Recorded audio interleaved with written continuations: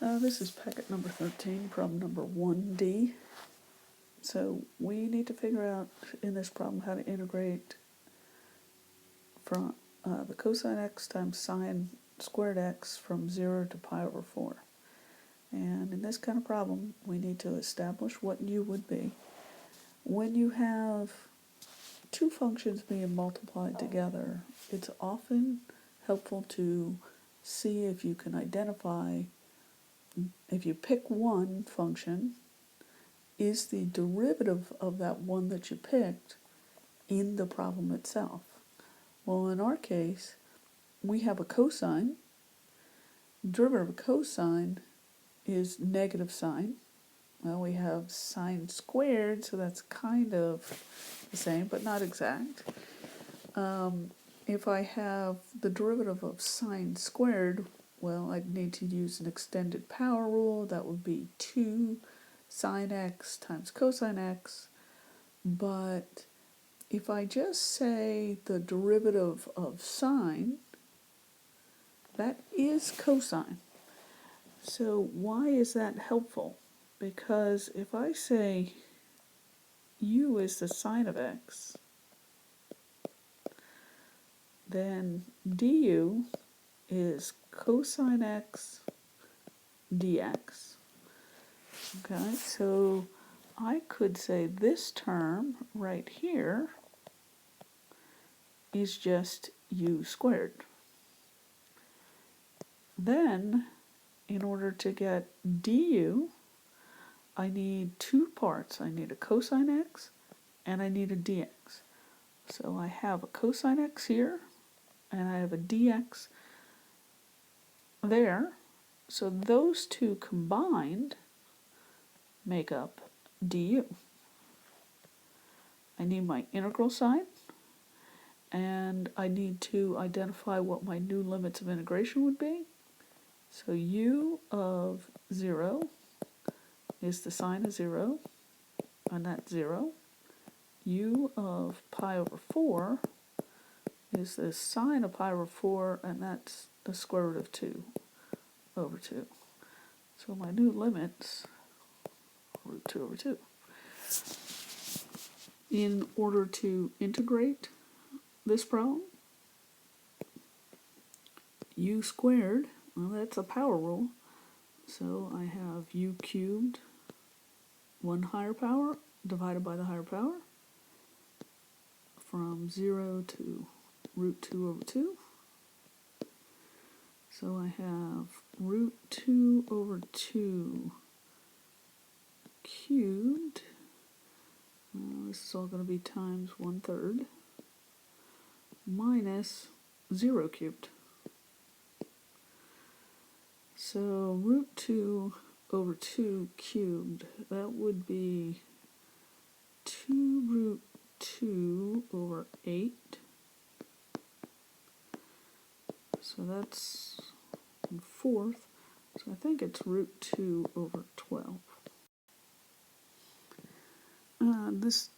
This is a continuation of problem number 1. I'm going to do both K and L. So here in K we have e to the 5x, and one of our hints is that if you have the function e in your problem, is to try whatever your exponent is to be u. So if u is 5x, du dx is just 5, or du is 5 dx. So I'd have the integral. I haven't changed e itself, but the 5x is what I established to be u. So I could change that directly. In order to have du, we need both a 5 and a dx. So I need to insert a 5, and if I'm going to put a 5 in, I have to compensate with the 1/5 going on the outside. So this would be 1/5. These two terms would substitute to be du.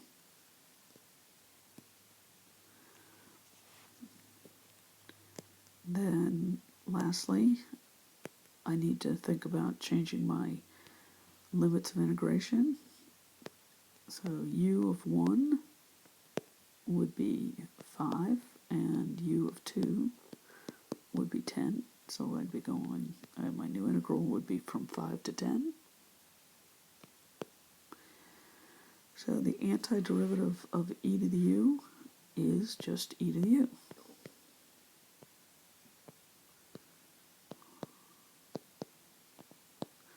So I have 1/5 e to the 10th minus e to the 5th. And that should do it.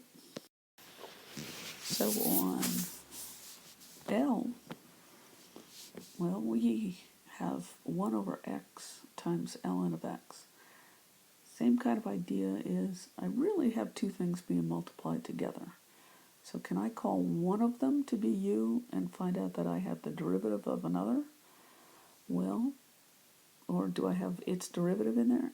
If I say u is ln of x, then du is 1 over x times dx, which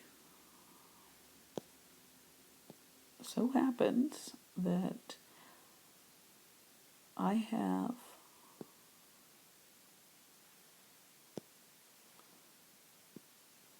ln of x right here. So I can say, I can put in u for those two, for that.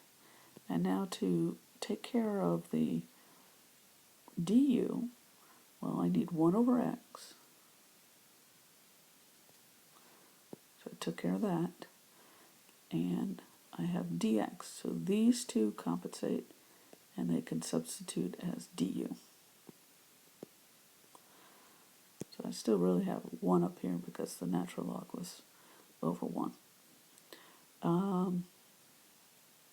Now I can do two things, and I'm going to do this a little differently than I've done in the previous ones.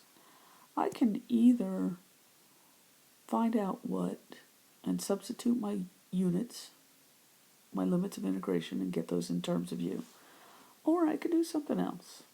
I can say, I can take the antiderivative right now. Notice I put no limits on the problem. I didn't change any limits. Well, the antiderivative of the 1 over u is the natural log of the absolute value of u. Well, what's our u? We still need to integrate it from some number to another number, but I haven't gone through that process because I'm going to do it a little bit differently. So what's u? U is the natural log of x. So I really have the natural log of the natural log of x if I substitute back in. Now my function is back, and it is in terms of x. With it being in terms of x, I can go back and I can use my same x values that I was given. So if I go ahead and evaluate that, I'm going to have the ln of e to the third minus the natural log of e.